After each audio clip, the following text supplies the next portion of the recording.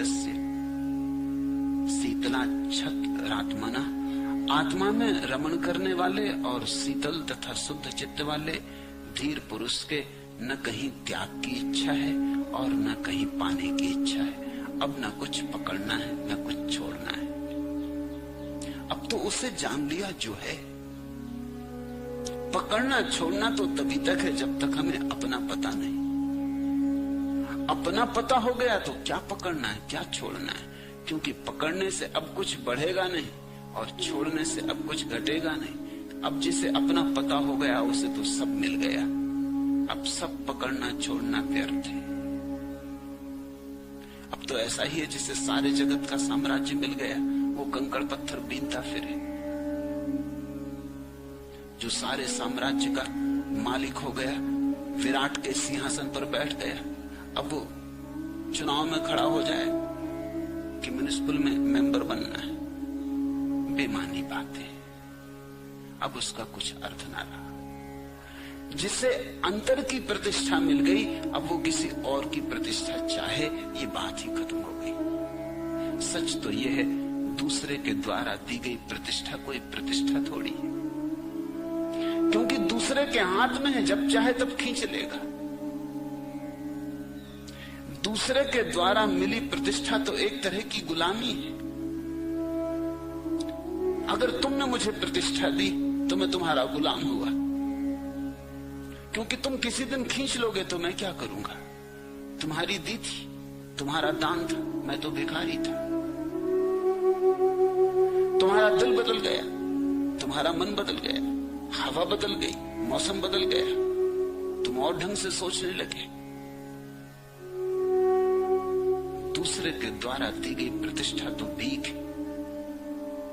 स्वच्छंद में जो जीता है उसकी एक और ही प्रतिष्ठा है, वो एक और ही सिंहासन है, वो अपना ही सिंहासन है। उसे कोई छीन नहीं सकता, उसे कोई चोर चुरा नहीं सकता, डाकू लूट नहीं सकते, आग जला नहीं सकती, मृत्यु भी उसे नहीं छीन सकती। औरों की तो बात ही क्या।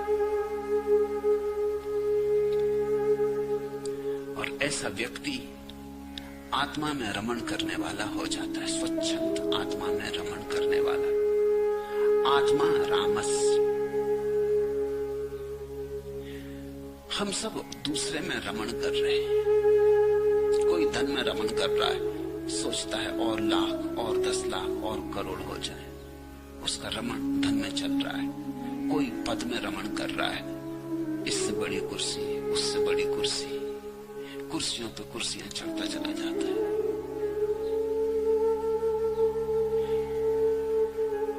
अलग अलग तरह के लोग हैं, लेकिन एक बात में समान है कि रमण अपने से बाहर हो रहा है। पर संभोग ये संसारी का लक्षण है। स्वसंभोग, आत्मरति, आत्मा में रमण, ये धार्मिक का लक्षण है। धार्मिक वही है जिससे ये कला आ गई कि अपना रस अपने भीतर है और जो अपने ही रस को चूसने लगा। अब ये बड़े मजे की बात है कि जब हम दूसरे का रस भी चूसते हैं तब भी वस्तुतः हम दूसरे का रस नहीं चूसते, तब भी रस तो अपना ही होता है। जैसे कुत्ता सूखी हड्डी चूसता है और बड़ा प्रसन्न होता है, तुम हड्डी छोड़ेगा नहीं। हालांकि हड्डी में कुछ भी नहीं, रस तो है ही नहीं, हड्डी में रस कहां। लेकिन कुत्ते को कुछ मिलता जरूर है। मिलता ये है कि सूखी हड्डी उसके मुंह में घाव बना देती, खुद का ही खून बहने लगता है, खुद का ही खून का स्वाद आने लगता है, वही खुद का खून कंठ में उतरने लगता है। कुत्ता सोचता है रस हड्डी से आ रहा। सब रस तुमने जो अब तक जाने हैं तुमसे ही आए, और हड्डी के कारण नाहक तुमने घाव बनाए। हड्डी छोड़ दो, घाव से छुटकारा हो जाएगा। रस तो तुम्हारा है, रस बाहर से आता ही नहीं। एक अमीर आदमी अपनी तिजोरी में सोने की ईंटें रखे था। रोज खोल के देख लेता था, अंबार लगा रखा था सोने की ईंटों का, फिर बंद कर देता था। बड़ा प्रसन्न होता था। उसका बेटा ये देखता था, सारा घर परेशान था, लोग जरूरत की चीजें भी पा नहीं सकते थे और वो ईंटें जमाए बैठा था। घर के लोग ही दरिद्रता में जी रहे थे। आखिर बेटे ने धीरे धीरे करके एक एक ईंट खिसकानी शुरू कर दी और ईंट की जगह पीतल की ईंटें रखता गया, सोने की ईंट की जगह। बाप की प्रसन्नता जारी रही। धीरे धीरे सब ईंटें नदारत हो गई, लेकिन बाप रोज खोलने तक तिजोरी देखता, ईंटें रखी हैं, प्रसन्न होकर ताला बंद कर देता। जिस दिन मर रहा था उस दिन बेटे ने कहा, एक बात आपसे कहनी, ये मजा आप भीतर ही भीतर का ले रहे हैं, ईंटें वहां है नहीं, क्योंकि ईंटें तो हम खिसका चुके बहुत पहले। तत्क्षण बाप दुखी हो गया, छाती पीटने लगा। जिंदगी गुजर गई मजे में, वे मरते वक्त दुखी हो गए। सोने की ईंट में थोड़ी ही सुख है। तुम्हारी मान्यता कि सोने की ईंट है, बहुमूल्य, अपनी है, मैं मालिक, अपने पास है, इसमें सुख है। सुख तो तुम्हारा भीतर है। हड्डी तुम कोई भी चुन लो। धार्मिक व्यक्ति वही है जिसने हड्डी छोड़ दी, क्योंकि हड्डी के कारण घाव बनते, और जिसने कहा जब सुख भीतर ही है तो सीधा सीधा ही क्यों न ले ले। बैठेंगे आंख बंद करके, डूबेंगे, नाचेंगे भीतर, बजाएंगे वीणा भीतर की, गुनगुनाएंगे भीतर, डुबकी लेंगे प्रेम में, डूबेंगे भीतर रस में। इतना ही फर्क है संसारी और असंसारी में। संसारी सोचता बाहर कहीं है। जब तुम किसी सुंदर स्त्री को देख के प्रसन्न होते हो, तब भी प्रसन्नता तुम्हारे भीतर से ही आती है। और जब लोग तुम्हें फूल मालाएं पहनाते हैं, तब तुम प्रसन्न होते हो, तब भी प्रसन्नता तुम्हारे भीतर से ही आती है। और जब कोई तुम्हें किसी भी तरह का सुख देता है, तब जरा गौर से देखना कि सुख वहां से आता कि कहीं भीतर से ही चरता। बाहर तो निमित्त है, स्रोत भीतर है। बाहर तो बहाने हैं, मूल स्रोत भीतर है। बहानों से मुक्त होकर जो व्यक्ति रस लेने लगता, उसको अष्टावक्र कहते हैं आत्मा रामस्य। आत्मा में ही अब अपना रस लेने लगा। अब इसके ऊपर कोई बंधन न रहा। अब दुनिया में कोई इसे दुखी नहीं कर सकता। और अब इसकी सारी भ्रांतियां टूट गई। इसने मूल स्रोत को पा लिया। ये स्रोत भीतर है। हम जरा चक्कर लगा के पाते हैं, और चक्कर लगाने के कारण बहुत सी उलझने खड़ी कर लेते। कभी कभी तो ऐसा हो जाता है कि जिन निमित्तों के कारण हम इस सुख को पाना चाहते, वो निमित्त ही इतने बड़े बाधा बन जाते कि हम इस तक पहुंच ही नहीं पाते।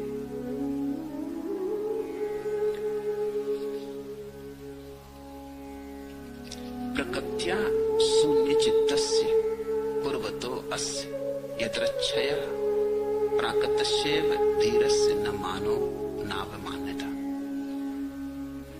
स्वाभाविक रूप से जो शून्य चित्त है और सहज रूप से कर्म करता है, उस धीर पुरुष के सामान्य जन की तरह न मान है और न अपमान।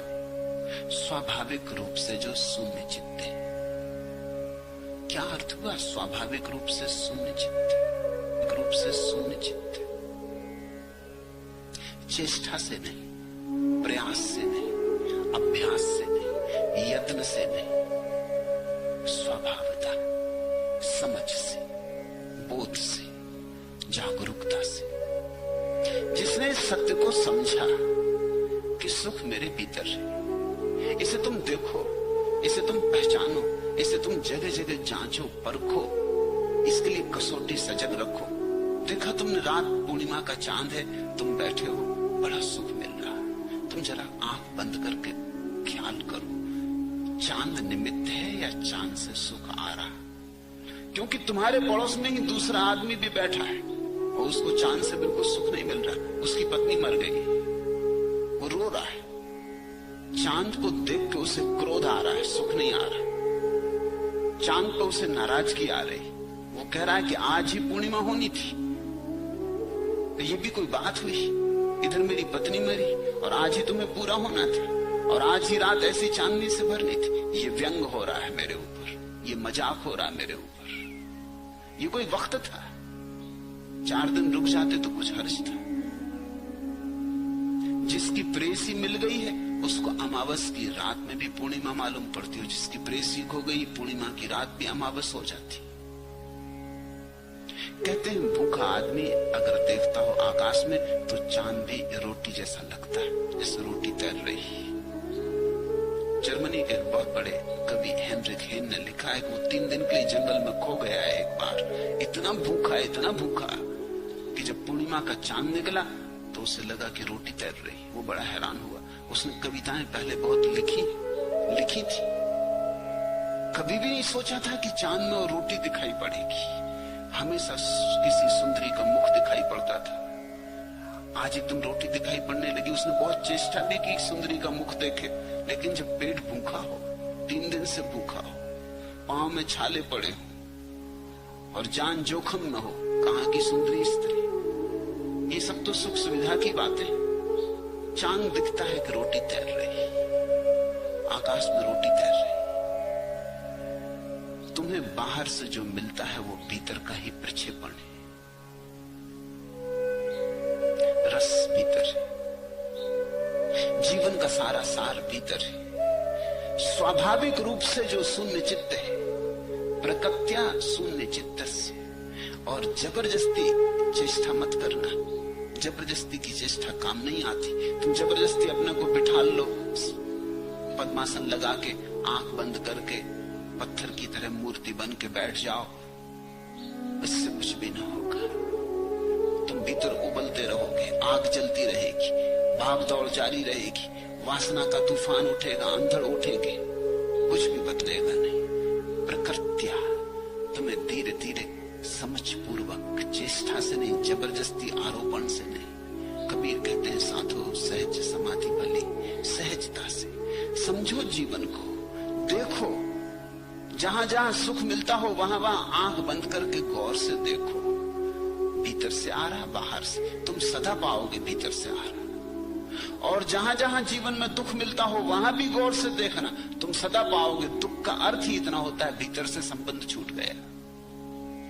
सुख का इतना ही अर्थ होता है भीतर से संबंध जुड़ गया। किस बहाने जुड़ता है ये बात महत्वपूर्ण नहीं है। भीतर से जब भी संबंध जुड़ जाता है सुख मिलता है, और भीतर से जब भी संबंध छूट जाता है दुख मिलता है। किसी ने गाली दे दी, दुख मिलता है, लेकिन तुम समझना, गाली केवल इतना ही करती कि तुम भूल जाते अपने को, तुम्हारा भीतर से संबंध जुड़ जाता। गाली तुम्हें इतना उत्तेजित कर देती कि तुम्हें याद ही नहीं रह जाती कि तुम कौन हो। एक क्षण में तुम बावले हो जाते, उद्विग्न, विक्षिप्त, टूट गया संबंध भीतर से। मित्र आ गया, बहुत दिन का बिछड़ा, वर्षों की याद, हाथ में हाथ ले लिया, गले से गले लग गए। एक क्षण को भीतर से संबंध जुड़ गया। इस मधुर क्षण में, इस मित्र की मौजूदगी में तुम अपने से जुड़ गए। एक क्षण को भूल गई चिंताएं, दिन के भार, दिन के बोझ खो गए। एक क्षण को तुम अपने में डूब गए। ये मित्र केवल बहाना है, ये केवल निमित्त हो गए। जिस घड़ी में भी तुम अपने से जुड़ जाते सुख बरस जाता, जिस घड़ी तुम अपने से टूट जाते दुख बरस जाता। इस सत्य को धीरे धीरे पहचानने लगता है जब कोई, तो धीरे धीरे निमित्त को त्यागने लगता है, फिर बैठ जाता अकेला। इसी का नाम ध्यान है। फिर वो ये फिक्र नहीं करता कि मित्र आए तब सुखी होंगे। ऐसे रोज मित्र आते नहीं, और रोज आने लगे तो सुख भी ना आएगा। वो कभी कभी आते तो ही आता। ऐसे घर में ही ठहर जाएं तो फिर बिल्कुल ना आएगा। फिर ऐसा व्यक्ति इसकी चिंता नहीं करता कि चांद जब निकलेगा तब सुखी होंगे, कि जब बसंत आएगा और फूल खिलेंगे तब सुखी होंगे। ऐसी भी क्या कंजूसी। जब सुख भीतर ही है तो धीरे धीरे बिना निमित्त के व्यक्ति अपने को अपने से जोड़ने लगता है। इसी का नाम ध्यान। ऐसे बैठ जाता शांत, अपने से जोड़ लेता बिना निमित्त के, निमित्त शून्यता में अपने से जोड़ लेता।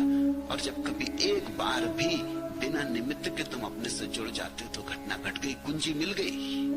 अब तुम जानते हो, अब किसी पे निर्भर रहने की जरूरत नहीं। जब चाहो तब ताला खुलेगा, जब चाहो तब भीतर का द्वार उपलब्ध है। बीच बाजार में तुम आंख बंद करके खड़े हो सकते हो और डूब जा सकते हो अपने में। फिर धीरे धीरे आंख बंद करने की भी जरूरत नहीं रह जाती, क्योंकि वो भी निमित्त ही। फिर आंख खुली रखे तुम अपने में डूब जाते। फिर तुम काम करते करते भी डूब जाते हो। फिर ऐसा भी नहीं कि पद्मासन में ही बैठना पड़े, कि पूजा गृह में बैठना पड़े, कि मंदिर मस्जिद में बैठना पड़े। फिर तुम बाजार में, खेत में, खलिहान में काम करते करते भी अपने में डूब जाते। धीरे धीरे ये तुम्हारा इतना सहज भाव हो जाता कि इसमें बाहर आना, भीतर आना जरा भी अड़चन नहीं देता। एक घड़ी ऐसी आती कि तुम अपने भीतर के स्रोत में डूबे ही रहते, करते रहते हो काम, चलता रहता बाजार, दुकान भी चलती, ग्राहक से बात भी चलती, खेत खलिहान भी चलता, गड्ढा भी खोदते जमीन में, बीज भी बोते, फसल भी काटते, बात भी करते, चीख भी सुनते, सब चलता रहता और तुम अपने में डूबे खड़े रहते। ऐसे रसलीन जो हो गया वही सिद्ध पुरुष है।